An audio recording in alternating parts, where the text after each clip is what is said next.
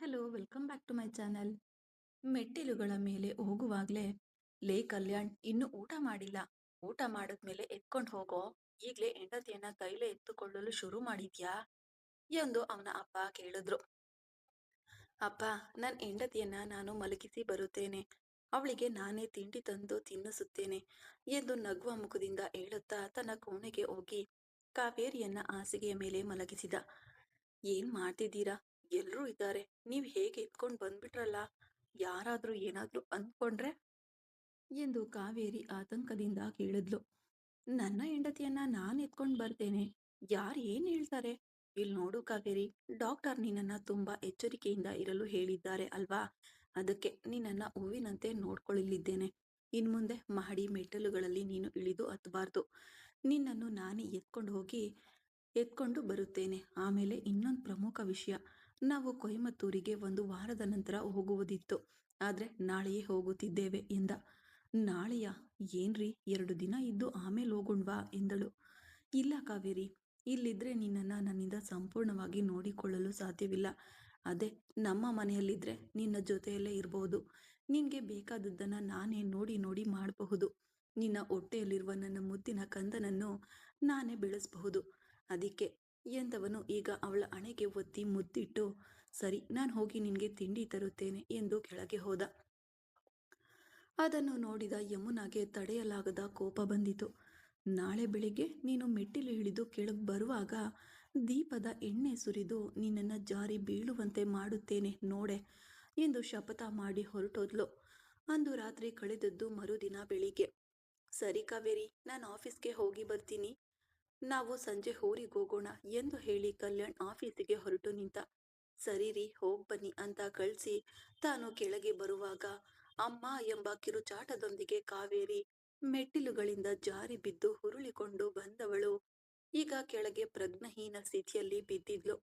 ಅವಳ ಧ್ವನಿ ಕೇಳಿ ಓಡಿ ಬಂದ ವಸಂತಿ ಮತ್ತು ಇತರ ಕುಟುಂಬದವರು ಗಾಬರಿಗೊಂಡು ಕಾವೇರಿ ಕಾವೇರಿ ಎಂದು ಕೂಗುತ್ತಾ ವಸಂತಿ ಕಾವೇರಿಯ ತಲೆಯನ್ನ ತನ್ನ ಮಡಿಲಿನಲ್ಲಿ ಇಟ್ಕೊಂಡು ಕೆನ್ನೆಗಳನ್ನ ತಟ್ಟಿ ಎಚ್ಚರಿಸಲು ಪ್ರಯತ್ನಿಸುತ್ತಿದ್ರು. ಆದ್ರೆ ಕಾವೇರಿ ಕಣ್ಣು ತೆರೆಯಲೇ ಇಲ್ಲ. ಈಗ ಯಮುನಾಗೆ ತಡೆಯಲಾಗದ ಸಂತೋಷ.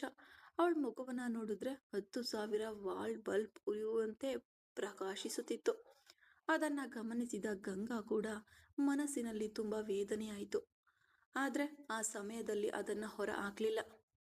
ಅಯ್ಯೋ ಅತ್ತಿಗೆ ಎಂದು ಕಿರುಚುತ್ತಾ ಬಂದ ಪ್ರವೀಣ್ ಮತ್ತು ವರುಣ್ ತಕ್ಷಣವೇ ಅವಳನ್ನ ಎತ್ತಿಕೊಂಡು ವೇಗವಾಗಿ ಆಸ್ಪತ್ರೆಗೆ ಧಾವಿಸಿದ್ರು. ಅಪ್ಪ ಆಗಲಿದ್ದೇನೆ ಎಂಬ ಸಂತೋಷದಲ್ಲಿ ಕಲ್ಯಾಣ್ ಆಫೀಸ್ನಲ್ಲಿ ಇದ್ದಾಗ ಅವನ ಕಾಲು ನೆಲದ ಮೇಲಿರ್ಲಿಲ್ಲ, ಆಕಾಶದಲ್ಲೇ ತೇಲ್ತಾ ಇತ್ತು. ಯಾವಾಗಲೂ ಕಟ್ಟಿ ನುಂಗಿದವನಂತೆ ನೆಟ್ಟಗೆ ಬಿಗಿಯಾಗಿ ನಡೆಯುತ್ತಿದ್ದ ಕಲ್ಯಾಣ್ ಇಂದು ಅತ್ಯಂತ ಮೃದುವಾಗಿ ಮೆಲ್ಲನೆ ನಗು ಬೀರುತ್ತಾ ಪ್ರತಿಯೊಬ್ಬರೊಂದಿಗೂ ಪ್ರೀತಿಯಿಂದ ಮಾತನಾಡುತ್ತಿದ್ದ. ಅವರು ಹೇಳುತ್ತಿದ್ದ ಗುಡ್ ಮಾರ್ನಿಂಗ್ಗೆ ಎದುರಾಗಿ ಶುಭಾಶಯ ತಿಳಿಸುತ್ತಾ ಸಂತೋಷವಾಗಿ ಹೋಗಿ ತನ್ನ ಸೀಟಿನಲ್ಲಿ ಕುಳಿತ.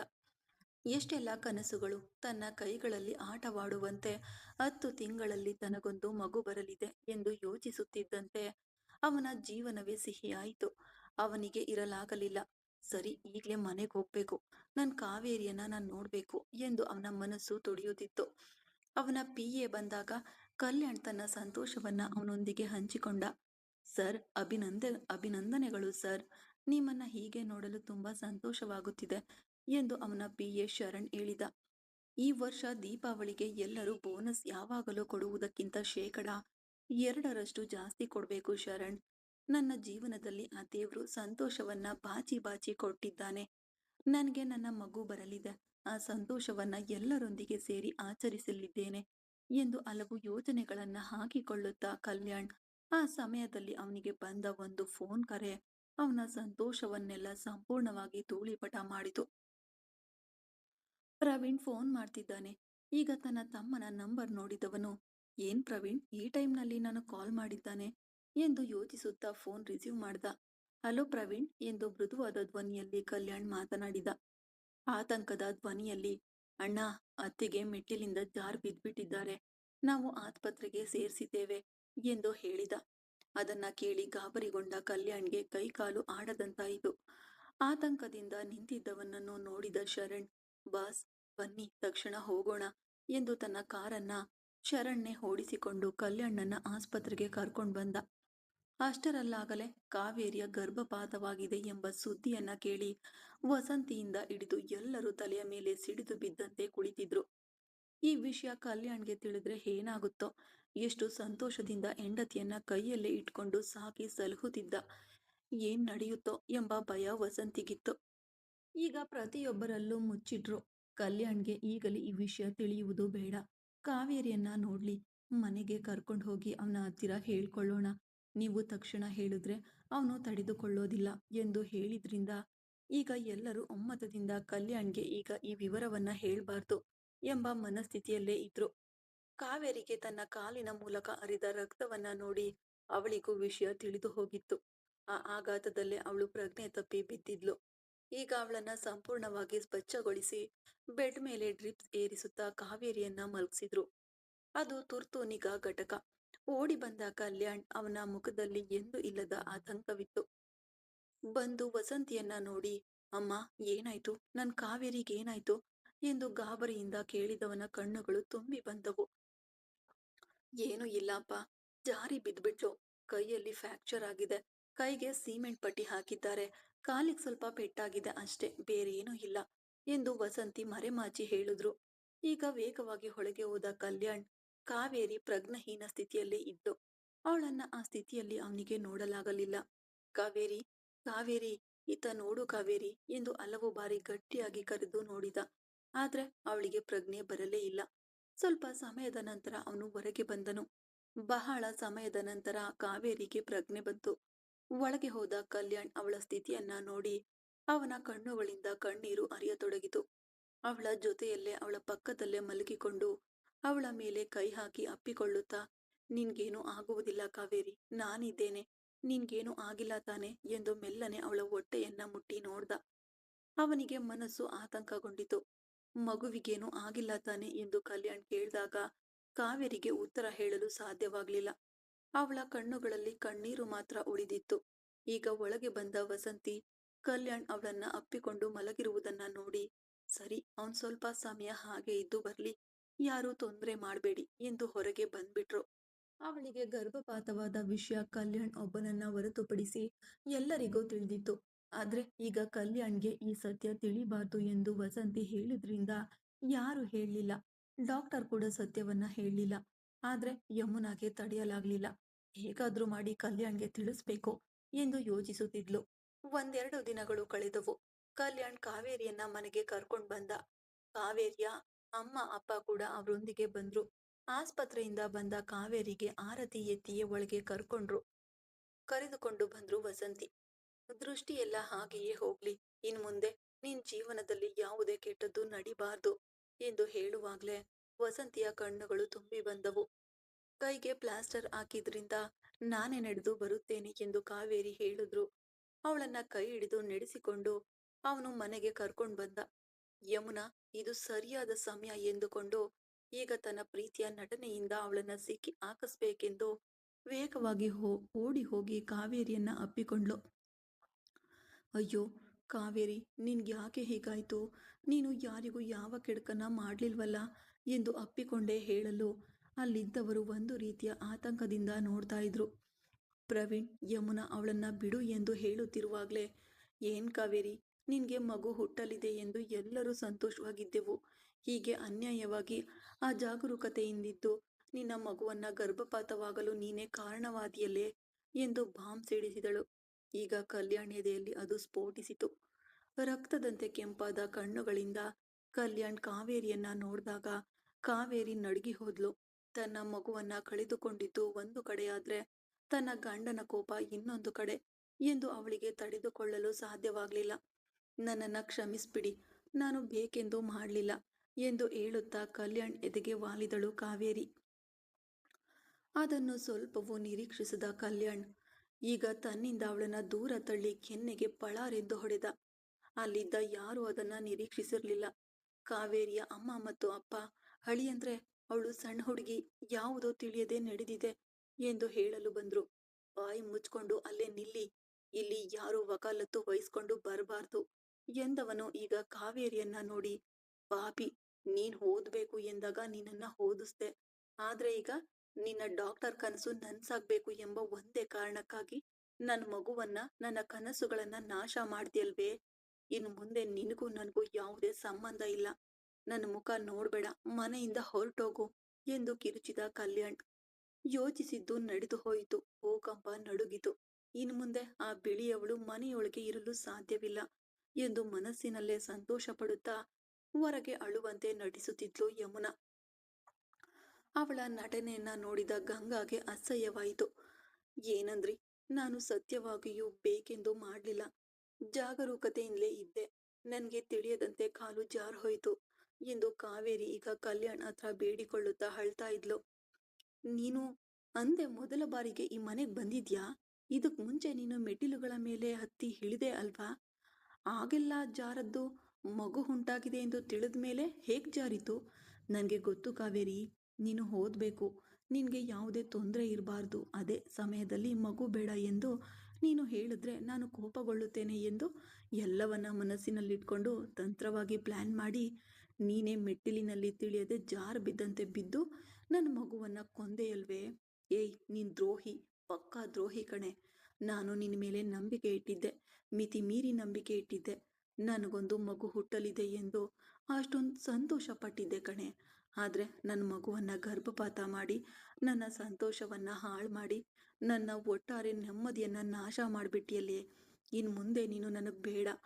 ಈಗಲೇ ಮನೆಯಿಂದ ಹೊರಟೋಗು ಎಂದು ಕಲ್ಯಾಣ್ ಕಿರುಚಿದಾಗ ಒಂದು ಕ್ಷಣ ಭೂಕಂಪ ಬಂದಂತೆ ಆ ಮನೆಯೇ ನಡುಗಿತು. ಕಲ್ಯಾಣ್, ಗಾಬರಿ ಆಗ್ಬೇಡ. ಕಾವೇರಿ ಹಾಗೆ ಮಾಡಿರಲು ಸಾಧ್ಯವಿಲ್ಲ ಎಂದು ಈಗ ವಸಂತಿ ಹೇಳಲು ಬಂದ್ರು. ಅಮ್ಮ, ಈ ವಿಷಯದಲ್ಲಿ ಯಾರು ಮಧ್ಯ ಪ್ರವೇಶಿಸಬಾರ್ದು. ನಿಮ್ಗೂ ಸೇರಿಸೇ ಹೇಳುತ್ತಿದ್ದೇನೆ. ಯಾರು ನನ್ನ ಕಣ್ಣೆದುರಿಗೆ ನಿಲ್ಬೇಡಿ. ಎಲ್ಲರೂ ಸೇರಿ ನನ್ನಿಂದ ಮುಚ್ಚಿಟ್ರಲ್ವಾ? ಹಾಗಾದ್ರೆ ನೀವೆಲ್ಲರೂ ಇವಳಿಗೆ ಸಾಥ್ ನೀಡಿದಂತೆಯೇ ಅಲ್ವಾ? ಈ ನಿಮಿಷದವರೆಗೂ ನನ್ನ ಹತ್ರ ಸತ್ಯ ಹೇಳದೆ ಮುಚ್ಚಿಟ್ಟಿದ್ದೀರಲ್ಲ. ಯಾರಿಗೂ ನನ್ನ ಹತ್ರ ಮಾತನಾಡುವ ಅರ್ಹತೆನೇ ಇಲ್ಲ. ಇನ್ನು ಮುಂದೆ ಯಾರ ಮುಖವನ್ನ ನಾನು ನೋಡೋದಿಲ್ಲ ಎಂದು ಕೋಪದಿಂದ ಹೇಳಿದವನು ಈಗ ಕಾವೇರಿಯನ್ನ ನೋಡಿ, ಮರ್ಯಾದೆಯಿಂದ ಈಗ ಮನೆಯಿಂದ ಹೊರಗೋಗ್ತೀಯಾ ಅಥವಾ ಕುತ್ತಿಗೆ ಹಿಡಿದು ಹೊರಗೆ ತಳ್ಳ ಎಂದು ಅವಳ ಹತ್ತಿರ ಹೋದಾಗ, ಬೇಡ್ರಿ, ನಾನು ಹೊರಟೋಗುತ್ತೇನೆ. ಆದ್ರೆ ಒಂದೇ ಒಂದು ಮಾತು ಹೇಳುತ್ತೇನೆ. ಈ ಮಗು ನನಗೂ ಮಗುವೆ. ನಾನು ಗರ್ಭಪಾತ ಮಾಡಿಕೊಳ್ಬೇಕು ಎಂದು ಆಲೋಚಿಸಿಯೇ ಇಲ್ಲ. ನನ್ಗೆ ಹೇಗ್ ನಡೀತೋ ತಿಳಿತಿಲ್ಲ. ಇನ್ ಮುಂದೆ ನಾನು ಹೇಳಿದ್ರು ನೀವು ನಂಬೋದಿಲ್ಲ. ಖಂಡಿತ ಒಂದು ದಿನ ಸತ್ಯವನ್ನ ನೀವು ಅರ್ಥ ಮಾಡ್ಕೊಳ್ತೀರಾ. ನಾನು ಹೋಗುತ್ತೇನೆ ಎಂದವಳು ಆ ಕ್ಷಣದಲ್ಲೇ ಮೆಲ್ಲನೆ ನಡೆದು ಹೊರಗೆ ಹೋದ್ಲು. ಅವಳ ಅಪ್ಪ ಅಮ್ಮನಿಗೆ ಏನು ಮಾತನಾಡುವುದೆಂದೇ ತಿಳಿಯದೆ ಬೀಗರ ಹತ್ತಿರ ಮಾತ್ರ, ಬೀಗ್ರೆ, ನಾವು ಹೊರಟು ಬರುತ್ತೇವೆ, ಮಗಳನ್ನ ಕರ್ಕೊಂಡು ಹೋಗುತ್ತೇವೆ. ಅಳಿಯನ ಕೋಪ ತಣ್ಣಗಾದ್ಮೇಲೆ ನೀವೆಲ್ಲರೂ ಮನೆಗೆ ಬನ್ನಿ ಎಂದು ಹೇಳಿ ಆ ಕ್ಷಣದಲ್ಲೇ ಹೊರಗೋದ್ರು. ಅಲ್ಲೇ ಒಂದು ಆಟೋದಲ್ಲಿ ಬಸ್ ಸ್ಟ್ಯಾಂಡ್ಗೆ ಹೋದ್ರು. ಆಟೋದಲ್ಲಿ ಹೋಗುವಾಗ್ಲೂ ಕಾವೇರಿಯ ಮನಸ್ಸು ತಡ್ಕಾಡ್ತಿತ್ತು. ಸರಿ, ನೀವಿಬ್ರು ಇಲ್ಲೇ ಇರಿ, ನಾನು ಹೋಗಿ ಒಂದು ಬಾಡಿಗೆ ಕಾರು ಹಿಡ್ಕೊಂಡು ಬರ್ತೀನಿ, ಊರಿಗೆ ಹೋಗೋಣ ಎಂದು ಹೇಳಿ ಕಾವೇರಿಯ ಅಪ್ಪ ಬಾಡಿಗೆ ಕಾರಿನ ಹತ್ತಿರ ಮಾತನಾಡಿ ಕರ್ಕೊಂಡು ಬಂದು ಈಗ ಕಾವೇರಿಯನ್ನ ಮನೆಗೆ ಕರ್ಕೊಂಡು ಹೋದ್ರು. ಎಷ್ಟೇ ಕೋಪವಿದ್ರು ಎಂದಿಗೂ ತನ್ನ ನಡತೆಯನ್ನ ಅವನು ತಪ್ಪಿರ್ಲಿಲ್ಲ. ಆದ್ರೆ ಇಂದು ತನ್ನ ತಮ್ಮನನ್ನ ಕರೆದು ಅವನಲ್ಲೇ ತನಗೆ ಕುಡಿ ಎಂದು ತಂದು ಕೊಡುವಂತೆ ಹೇಳಿ ಕಳುಹಿಸಿದ ಕಲ್ಯಾಣ್. ಅಣ್ಣ, ಬೇಡ, ನಿಮ್ಗೆ ಅದು ಇಷ್ಟವಿಲ್ವಲ್ಲ ಎಂದು ಸಾಧ್ಯವಾದಷ್ಟು ಅವನು ಬೇಡ್ಕೊಂಡ. ಆದ್ರೆ ನನಗ್ ಬೇರೆ ದಾರಿ ತಿಳಿತಿಲ್ಲ. ನನ್ಗೆ ಹೆದೆ ಹೊಡೆಯುವಂತಾಗ್ತಿದೆ. ಹೀಗೆ ಇದ್ರೆ ಖಂಡಿತ ನನ್ನಿಂದ ತಡೆದುಕೊಳ್ಳಲು ಸಾಧ್ಯವಿಲ್ಲ. ಇಲ್ ನೋಡು, ಈಗ ನನ್ಗೆ ಅದೆಲ್ಲವನ್ನ ಮರಿಬೇಕು, ನೆಮ್ಮದಿ ಬೇಕು ಎಂದು ಅವನು ಹೇಳಲು ಬೇರೆ ದಾರಿ ಇಲ್ಲದೆ ಮದ್ಯದ ಬಾಟಲಿಯನ್ನ ಅವನಿಗೆ ತಂದುಕೊಟ್ಟ. ಅದನ್ನ ಓಪನ್ ಮಾಡಿದವನು ಸಂಪೂರ್ಣವಾಗಿ ಹಾಗೆಯೇ ಕುಡಿದು ಬೆಡ್ ಮೇಲೆ ವಾಲಿದ. ಮನೆಗೆ ಹೋದ ಕಾವೇರಿ, ಮಗು ಒಂದು ಕಡೆ, ಗಂಡ ಇನ್ನೊಂದು ಕಡೆ ಎಂದು ಎರಡು ಸಂಬಂಧಗಳು ಈಗ ಇಲ್ಲದಂತಾಗಿದ್ರಿಂದ ಅಳುತ್ತಾ ಕಂಬಕ್ಕೆ ಒರಗಿ ಕುಳಿತಿದ್ಲು. ಕಾವೇರಿ, ನಿನ್ಗೆ ಈಗಾಗ್ಲೇ ಹುಷಾರಿಲ್ಲ, ನೀನು ಅಳಬೇಡ ಅಮ್ಮ ಎಂದು ಅವಳ ಅಮ್ಮ ಹೇಳಿದ್ರು. ಅಮ್ಮ, ನಾನು ಹೇಗಮ್ಮ ನನ್ನ ಮಗುವನ್ನ ನಾನೇ ಕೊಲ್ಲಿ? ನಾನು ಸತ್ಯವಾಗಿಯೂ ಹಾಗೆ ಮಾಡ್ಲೇ ಇಲ್ಲ. ಓದ್ಬೇಕು ಎಂಬುದು ನಿಜ, ಆದ್ರೆ ಮಗುವನ್ನ ಎತ್ಕೊಂಡು ಖಂಡಿತ ಓದಲು ಸಾಧ್ಯ ಎಂದು ನಾನು ಧೈರ್ಯವಾಗಿಯೇ ಇದ್ದೆ. ಆದ್ರೆ ನನ್ನ ಮೇಲೆ ಇಂತಹದ್ದೊಂದು ಕಳಂಕ ಬಂದ್ಬಿಟ್ಟಿತ್ತಲ್ಲ ಎಂದು ಹೇಳುತ್ತಾ ಅಳುತ್ತಿದ್ದವಳ ಪಕ್ಕದಲ್ಲಿ ಕುಳಿತು ತನ್ನ ಎದೆಗೆ ಅಪ್ಪಿಕೊಳ್ಳುತ್ತಾ, ಏನೂ ಇಲ್ಲ ಕಾವೇರಿ, ಯಾವುದೋ ಒಂದು ಕೆಟ್ಟ ಸಮಯ ಏನೇನೋ ನಡೆದು ಹೋಯಿತು. ನೀನೇನು ಬೇಸರ ಪಟ್ಕೊಳ್ಬೇಡಮ್ಮ. ಅಳಿಯನಿಗೆ ಸ್ವಲ್ಪ ಕೋಪ ಕಡಿಮೆ ಆದ ತಕ್ಷಣ ಅವರೇ ಬಂದು ನಿನ್ನನ್ನು ಕರ್ಕೊಂಡು ಹೋಗ್ತಾರೆ. ಅಲ್ಲಿಯವರೆಗೆ ನೀನು ಸ್ವಲ್ಪ ರೆಸ್ಟ್ ತೆಗೆದುಕೋ. ನಿನ್ನ ದೇಹ ತುಂಬ ವೀಕ್ ಆಗಿದೆ. ನಿನ್ನ ಕೈಯನ್ನು ಅಲುಗಾಡಿಸಲೇಬಾರ್ದು. ನಿನ್ನನ್ನು ನಾನು ನೋಡ್ಕೊಳ್ತೀನಿ. ನೀನು ಒಬ್ಬಂಟಿಯಾಗಿ ಅಲ್ಲಿದ್ದು ಏನು ಮಾಡಲು ಸಾಧ್ಯ? ಸರಿ ಬಿಡು, ನಾನು ನಿನ್ನನ್ನು ನೋಡ್ಕೊಳ್ತೇನೆ. ನೀನು ಬೇಕಿದ್ರೆ ನೋಡು, ಅಳಿಯ ನಾಳೆನೇ ಬಂದ್ಬಿಡ್ತಾರೆ ಎಂದು ಆಸರೆಯ ಮಾತುಗಳನ್ನು ಹೇಳಿದ್ಲು. ಕಾವೇರಿಗೆ ಗೊತ್ತು ಕಲ್ಯಾಣ್ ಕೋಪ ಎಂತಹದ್ದು ಎಂದು. ಅವನು ಪ್ರೀತಿ ತೋರಿಸಿದ್ರು ಸಂಪೂರ್ಣ ಪ್ರೀತಿಯನ್ನು ತೋರಿಸ್ಬಿಡ್ತಾನೆ. ಕೋಪ ಎಂದರೆ ಸಂಪೂರ್ಣವಾಗೇ ತೋರಿಸ್ಬಿಡ್ತಾನೆ. ಈಗ ಅವನ ಮನಸ್ಸು ಯಾವಾಗ ಬದಲಾಗುತ್ತೋ ಎಂಬುದು ಅವನಿಗೆ ತಿಳಿಯದ ಒಗಟಾಗಿರುವಾಗ ಕಾವೇರಿಗೆ ಹೇಗೆ ತಿಳಿಯುತ್ತದೆ? ಅವಳ ಕಣ್ಣುಗಳಿಂದ ಕಾವೇರಿ ನದಿಯಂತೆ ಕಣ್ಣೀರು ಹರಿಯುತ್ತಲೇ ಇತ್ತು. ಹಾಗೆಯೇ ಕುಳಿತು ತಲೆ ಬಾಗಿಸಿ ಕುಳಿತಾ ಅಳ್ತಾ ಇದ್ಲು ಕಾವೇರಿ. ಈ ಕಡೆ ಕವಿತಾಳನ್ನ ನೋಡಲು ಹೋದ್ರು ಸುಭಾಷಿಣಿ ಅಮ್ಮ ಶಾರದಾ. ಆದ್ರೆ ಮನೆ ಬಾಗಿಲು ಮುಚ್ಚಿತ್ತು. ಹತ್ತಿರದಲ್ಲೇ ವಿಚಾರಿಸಿದ್ರು. ಅಮ್ಮ, ಕವಿತಾ ಪಕ್ಕದ ತೋಟಕ್ಕೆ ಕೆಲ್ಸಕ್ಕೆ ಹೋಗಿದ್ದಾಳೆ ಎಂದು ಹೇಳಿದ್ದಕ್ಕೆ ಆ ತೋಟಕ್ಕೆ ಹೋದ್ರು. ಅಲ್ಲಿ ಟೊಮೊಟೊ ಕೀಳ್ತಾ ಇದ್ಲು ಕವಿತಾ. ಕಾಲೇಜಿಗೆ ರಜೆ ಇದ್ದಾಗ ಪಕ್ಕದ ತೋಟಗಳಿಗೆ ಕೆಲ್ಸಕ್ಕೆ ಹೋಗ್ತಾ ಇದ್ಲು. ಅದೇ ರೀತಿ ಈಗಲೂ ಕೆಲಸ ಮಾಡ್ತಾ ಇದ್ಲು. ಅದನ್ನ ನೋಡಿ ಶಾರದಾ ಅವರಿಗೆ ಮನಸ್ಸು ತುಂಬಾ ಕಷ್ಟವಾಯಿತು. ಗರ್ಭಿಣಿಯಾಗಿರುವ ಹುಡುಗಿ ಹೀಗೆ ಬಿಸಿಲಿನಲ್ಲಿ ಟೊಮೊಟೊ ಕೀಳ್ತಿದ್ದಾಳಲ್ಲ. ಆದ್ರೆ ಕೊಂಚವೂ ಜವಾಬ್ದಾರಿ ಇಲ್ಲದೆ ಅವನು ಇವಳು ಬೇಡವೆಂದು ಹೇಳಿ ಅಲಿಯುತ್ತಿದ್ದಾನೆ. ಯಾಕ್ ದೇವ್ರೆ ನಮ್ಮನ್ನ ಪರೀಕ್ಷಿಸುತ್ತಿದ್ದೀಯಾ? ನಮ್ಮ ಮನೆ ವಂಶದ ಕುಡಿ ಇವಳ ಹೊಟ್ಟೆಯಲ್ಲಿದೆ. ಅಷ್ಟೊಂದು ಸೌಲಭ್ಯಗಳಿವೆ. ಕೋಟ್ಯಾಂತರ ರೂಪಾಯಿ ಆಸ್ತಿಯ ವಾರಸುದಾರ ಇವಳ ಹೊಟ್ಟೆಯಲ್ಲಿರುವ ಮಗು. ಆದ್ರೆ ಪಾಪ ಈಗ ಕಷ್ಟಪಡ್ತಿದ್ದಾನಲ್ಲ ನನ್ನ ಮಗ ಎಂದು ಶಾರದಾ ಅಮ್ಮ ಮನಸ್ಸಿನ ವೇದನೆಯಿಂದ ಕಣ್ಣೀರು ಹಾಕಿದ್ರು. ಅದನ್ನ ಒರೆಸಿಕೊಳ್ಳುತ್ತಾ ಕವಿತಾ ಎಂದು ಕರೆಯಲು ಈಗ ತನ್ನ ಅತ್ತೆಯ ಧ್ವನಿ ಕೇಳಿ ನೋಡಿದ್ಲು. ಮನಸ್ಸಿನಲ್ಲಿ ಎಷ್ಟೋ ನೋವು ವೇದನೆಗಳಿದ್ರೂ ಅದನ್ನ ಮರೆಮಾಚಿ ಮುಖದಲ್ಲಿ ನಗೆಯೊಂದಿಗೆ ಅತ್ತೆ ಎಂದು ಪ್ರೀತಿಯಿಂದ ಕರೆಯುತ್ತಾ ತೋಟದ ಒಳಗಿನಿಂದ ಬಂಡಿಯ ಹಾದಿಗೆ ಬಂದಳು ಕವಿತಾ. ಅತ್ತೆ, ನೀವಿಲ್ಲಿ ಎಂದು ಕೇಳಿದ್ಲು. ಅವಳನ್ನ ನೋಡಿದ್ರು ಶಾರದಾ. ತಲೆಯಲ್ಲಿ ಒಂದು ಟವಲ್ ಕಟ್ಕೊಂಡು ನಡುವಿನಲ್ಲಿ ಸೀರೆಯನ್ನ ಸಿಕ್ಕಿಸ್ಕೊಂಡು ನಿಂತಿದ್ದಳು ಕವಿತಾ. ಏನ್ ಕವಿತಾ, ಈ ಬಿಸಿಲಿನಲ್ಲಿ ಇಲ್ಲಿ ಬಂದು ಟೊಮೊಟೊ ಕೀಳ್ತಿದೀಯಾ ಎಂದ್ರು ಬೇಸರದಿಂದ. ಅತ್ತೆ, ಒಂದು ವಾರ ಕಾಲೇಜ್ ರಜೆ. ನಾನು 2-3 ದಿನಗಳಿಂದ ಮನೆಯಲ್ಲೇ ಇದ್ದೆ. ಇವತ್ತು ಟೊಮೊಟೊ ಕೀಳಲು ಬಂದೆ ಎಂದು ಸುಳ್ಳು ಹೇಳಿದ್ಲು. ಅವಳು ಆಸ್ಪತ್ರೆಗೆ ತಪಾಸಣೆಗೆ ಹೋದ ದಿನವನ್ನ ಹೊರತುಪಡಿಸಿ ಉಳಿದ ಎಲ್ಲ ದಿನಗಳಲ್ಲೂ ಬಂದು ಕೆಲಸ ಮಾಡುತ್ತಲೇ ಇದ್ದಳು. ಮನೆಗೆ ಬನ್ನಿ ಅತ್ತೆ ಎಂದು ಅವಳು ಕರೆದ್ಲು. ಈಗ ತೋಟದ ಮಾಲೀಕರ ಕಡೆ ತಿರುಗಿ ನೋಡಿದ್ಲು ಕವಿತಾ. ಆ ತೋಟದ ಅಮ್ಮನು ಸರಿ ಕವಿತಾ, ನೀನು ಹೋಗ್ಬಾ ಎಂದು ಹೇಳಲು ಈಗ ಅವಳು ಅತ್ತೆಯೊಂದಿಗೆ ತನ್ನ ಮನೆಗೆ ಹೋದ್ಲು. ಅತ್ತೆ, ಇಷ್ಟೊಂದು ದೂರ ಬಂದಿದ್ದೀರಲ್ಲ ಎಂದು ಒಂದೇ ಪ್ರಶ್ನೆಯಾಗಿ ಅವಳು ಶಾರದಾ ಅವರನ್ನ ನೋಡಿದ್ಲು. ಅರ್ಥವಾಗುತ್ತಿದೆ ಕವಿತಾ. ನೀನು ಮನೆ ಬಿಟ್ಟು ಬಂದಮೇಲೆ, ಸುಭಾಷ್ ನಿನ್ನನ್ನ ಮನೆಯಿಂದ ಕಳುಹಿಸಿದ ಮೇಲೆ ನಿನ್ನನ್ನು ನಾನು ಒಂದು ಬಾರಿಯೂ ಬಂದು ನೋಡಲಿಲ್ಲ.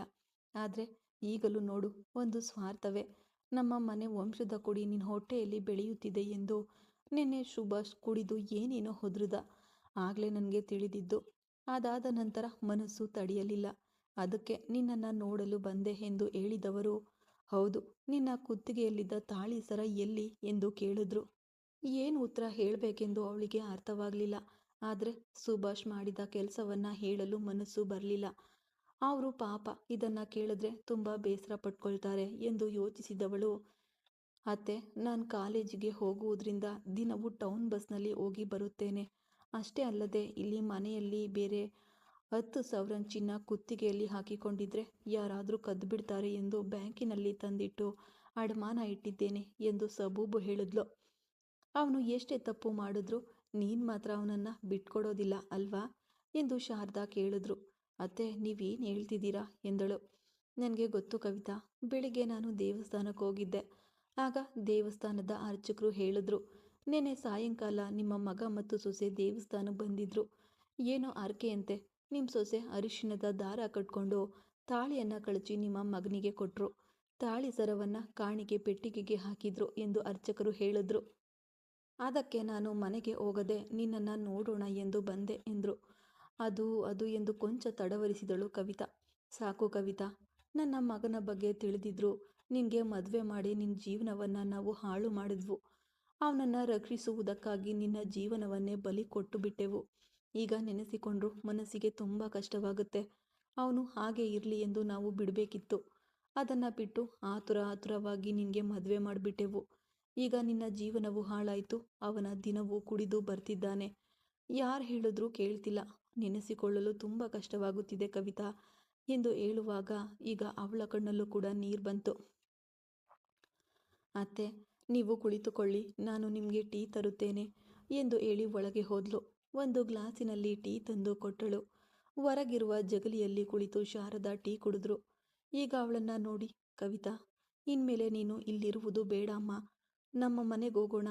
ನಿನ್ನ ಅಮ್ಮ ಅಪ್ಪ ಯಾವಾಗ ಬರ್ತಾರೆ ಎಂದು ಕೇಳಿದ್ರು. ಅತ್ತೆ, ಅವ್ರು ಬರಲು ರಾತ್ರಿ ಆಗುತ್ತೆ. ಆದರೆ ನಾನು ಹೇಗೆ ಅಲ್ಲಿಗೆ ಬರಲು ಸಾಧ್ಯ ಎಂದಳು. ಯಾಕೆ ಕವಿತಾ, ನೀನು ಯಾಕೆ ಬರಲು ಸಾಧ್ಯವಿಲ್ಲ? ನಿನ್ನ ಹೊಟ್ಟೆಯಲ್ಲಿ ಸುಭಾಷನ ಮಗು ಇದೆ. ಹಾಗಿರುವಾಗ ನೀನು ಆ ಹಕ್ಕಿನಿಂದ ಮನೆಗೆ ಬರಬಹುದು. ನಿನ್ನನ್ನು ಯಾರು ತಡೀತಾರೆ? ಅವನು ಖಂಡಿತ ನಿನ್ನನ್ನು ತಡೆಯೋದಿಲ್ಲ. ನಾವು ನೋಡ್ಕೊಳ್ತೀವಿ ಎಂದರು ಶಾರದಾ. ಅತ್ತೆ, ಈಗ ತಾನೇ ಹೇಳಿದ್ರಿ ದಿನವೂ ಕುಡಿದು ಬರ್ತಾರೆ ಎಂದು. ಒಂದು ವೇಳೆ ನಾನು ಮನೆಗೆ ಬಂದರೆ ಅವರ ಪರಿಸ್ಥಿತಿ ಇನ್ನೂ ಕೆಟ್ಟು ಹೋಗುತ್ತದೆ. ಪ್ಲೀಸ್ ಅತ್ತೆ, ನನ್ನನ್ನು ಬಿಟ್ಬಿಡಿ. ನಾನು ಅವರು ದೂರವಾಗಿದ್ದು ಆಯಿತು. ಇದಕ್ಕಿಂತ ಮೇಲೆ ಒಂದಾಗಲು ಸಾಧ್ಯವೇ ಇಲ್ಲ. ನನಗೆ ಹೇಗೆ ಹೇಳುವುದು ಎಂದು ತಿಳಿತಿಲ್ಲ. ಆದರೆ ಅವರ ಹೆಸರು ಮಗುವಿಗೆ ನನಗೆ ಹೇಳಲು ಕೂಡ ಬರ್ತಿಲ್ಲ ಅತ್ತೆ. ಯಾಕೆ ನನ್ನ ಹೆಸರನ್ನು ನಿನ್ನ ಹೆಸರಿನ ಜೊತೆ ಸೇರಿಸಿ ಆಸ್ಪತ್ರೆಯಲ್ಲಿ ಕೊಟ್ಟೆ ಎಂದು ಕೀಳಾಗಿ ಮಾತಾಡಿದ್ರು. ಅವರ ಸಮಸ್ಯೆ ಏನು ಎಂದು ಇಲ್ಲಿಯವರೆಗೆ ಯಾರೂ ನನಗೆ ಹೇಳಿಲ್ಲ. ಆದರೆ ಅವರು ನನ್ನ ಮೇಲೆ ತೋರಿಸಿದ ದ್ವೇಷವನ್ನು ನೋಡಿದ್ರೆ ಅವರು ಈ ಜನ್ಮದಲ್ಲಿ ಬದಲಾಗುವುದೇ ಇಲ್ಲ. ಗರ್ಭಿಣಿಯಾಗಿದ್ದೇನೆ ಎಂದು ತಿಳಿದ ತಕ್ಷಣ ನನ್ನನ್ನು ಕರ್ಕೊಂಡು ಹೋಗಿ ಗರ್ಭಪಾತ ಮಾಡಿಸು ಎಂದರು. ನಾನು ಆಗುವುದಿಲ್ಲ ಎಂದು ಹೇಳಿಬಿಟ್ಟೆ. ಅವರಿಗೆ ಈ ಮಗುವಿನ ಮೇಲೆ ಯಾವುದೇ ಭಾವನೆ ಇಲ್ಲ ಅತ್ತೆ. ನೀವೇ ನಿಮ್ಮ ಮನೆ ವಂಶದ ಕುಡಿ ಎಂದು ಹೇಳ್ತಿದ್ದೀರಾ. ಆದರೆ ಅವರು ಯಾವುದೇ ಪರಿಸ್ಥಿತಿಯಲ್ಲೂ ಮಗುವನ್ನು ಹೆತ್ತು ನನ್ನ ಹೆಸರು ಹೇಳಿಕೊಂಡು ಮನೆಗೆ ಬರಬಾರ್ದು ಎಂದು ಹೇಳಿದ್ದಾರೆ. ಹೇಳಿ, ಅವರು ಹೇಗೆ ಬದಲಾಗ್ತಾರೆ? ಸಾಧ್ಯವೇ ಇಲ್ಲ. ಈಗ ನಾನು ಓದುತ್ತಿದ್ದೇನೆ. ಓದುತ್ತಲೇ ಮಗುವನ್ನು ನಾನು ನೋಡ್ಕೊಳ್ತೇನೆ ಅತ್ತೆ. ನಾನು ಹೇಳುತ್ತಿದ್ದೇನೆ ಎಂದು ತಪ್ಪಾಗಿ ತಿಳಿದುಕೊಳ್ಬೇಡಿ. ದಯವಿಟ್ಟು ಇನ್ಮೇಲೆ ನೀವಿಲ್ಲಿಗೆ ಬರಬೇಡಿ. ನೀವಿಲ್ಲಿಗೆ ಬರುವುದು ತಿಳಿದ್ರೆ ಅವರು ಇನ್ನೂ ಕೋಪಗೊಳ್ತಾರೆ ಎಂದು ಹೇಳುತ್ತಲೇ ಹತ್ಬಿಟ್ಲು ಕವಿತಾ. ನಿನ್ನ ಮೇಲೆ ಏನು ತಪ್ಪಿದೆ ಅಮ್ಮ? ಎಲ್ಲವೂ ನಾವು ಮಾಡಿದ ತಪ್ಪೆ. ನಿನ್ನನ್ನು ಅವನಿಗೆ ಮದುವೆ ಮಾಡಿ ನಿನ್ನ ಜೀವನವನ್ನು ನಾವು ಬಲಿ ಕೊಟ್ಬಿಟ್ಟೆವು. ನಾನು ನಿಮ್ಮನ್ನು ಒಂದಾಗಿಸಲು ಪ್ರಯತ್ನಿಸುತ್ತಿದ್ದೇನೆ. ಆದರೆ ಅದು ಸಾಧ್ಯವಾಗುತ್ತಿಲ್ಲ. ನಿನ್ನ ಮಾವ ದಿನವೂ ಅವನಿಗೆ ಹೇಳುತ್ತಲೇ ಇದ್ದಾರೆ. ಆದರೆ ಅವನು ಮಾತನ್ನು ಕೇಳದೇ ಇದ್ದಾನೆ. ಅವರ ಮುಂದೆ ನಿಂತು ಮಾತನಾಡಲು ಯೋಚಿಸುತ್ತಿದ್ದ. ಆದರೆ ಈಗ ಸಂಪೂರ್ಣ ಕುಡಿದು ಅವರ ಮುಂದೆಯೇ ಬರ್ತಿದ್ದಾನೆ. ಅವರಿಗೂ ಅಲ್ಲಿ ಗೌರವ ಇಲ್ಲದಂತಾಗಿದೆ ಕವಿತಾ. ನನ್ನ ಬಳಿ ಆಗಾಗ ಹೇಳ್ತಿರ್ತಾರೆ, ಸರಿಯಾಗಿ ನಿನ್ನ ಮಗನಿಗೆ ಬುದ್ಧಿ ಹೇಳು, ಸೊಸೆಯ ಜೊತೆ ಬಾಳುವಂತೆ ಮಾಡು ಎಂದು. ಹೇಳುವಾಗಲೇ ಶಾರದಾ ಅವರು ಕೂಡ ಹತ್ಬಿಟ್ರು. ಅತ್ತೆ, ನನಗೆ ಅರ್ಥವಾಗುತ್ತಿದೆ, ನೀವು ಅಳಬೇಡಿ. ಆದರೆ ಇದ್ಯಾವುದೂ ನಡೆಯುವುದಿಲ್ಲ. ನಡೆಯದ ವಿಷಯವನ್ನು ನೀವು ಕಲ್ಪನೆ ಮಾಡಿಕೊಳ್ಬೇಡಿ. ನಾನು ನಿಮ್ಮ ಮಗನು ಒಂದಾಗಬೇಕು ಎಂಬುದು ವಿಧಿಯಲ್ಲಿ ಬರೆದಿಲ್ಲ. ನಾವು ಹೀಗೆಯೇ ದೂರವಾಗಿ ಬಾಳಬೇಕು ಎಂಬುದೇ ನನ್ನ ಹಣೆಬರಹ. ಅರ್ಹತೆಗಿಂತ ಹೆಚ್ಚಾಗಿ ಆಸೆ ಪಡಬಾರ್ದು. ಅದು ನನಗೆ ಚೆನ್ನಾಗಿ ಗೊತ್ತು. ಅದಕ್ಕಾಗಿ ದಯವಿಟ್ಟು ನನ್ನನ್ನು ಅಲ್ಲಿ ಕರಿಬೇಡಿ ಎಂದಳು ಕವಿತಾ. ಮುಂದುವರೆಯುವುದು ಮುಂದಿನ ಭಾಗದಲ್ಲಿ. ಕಥೆ ಇಷ್ಟ ಆದರೆ ಲೈಕ್ ಮಾಡಿ, ಕಮೆಂಟ್ ಮಾಡಿ, ಹಾಗೆ ಸಪೋರ್ಟ್ ಮಾಡ್ತಾ ಇರಿ. Thanks for watching friends.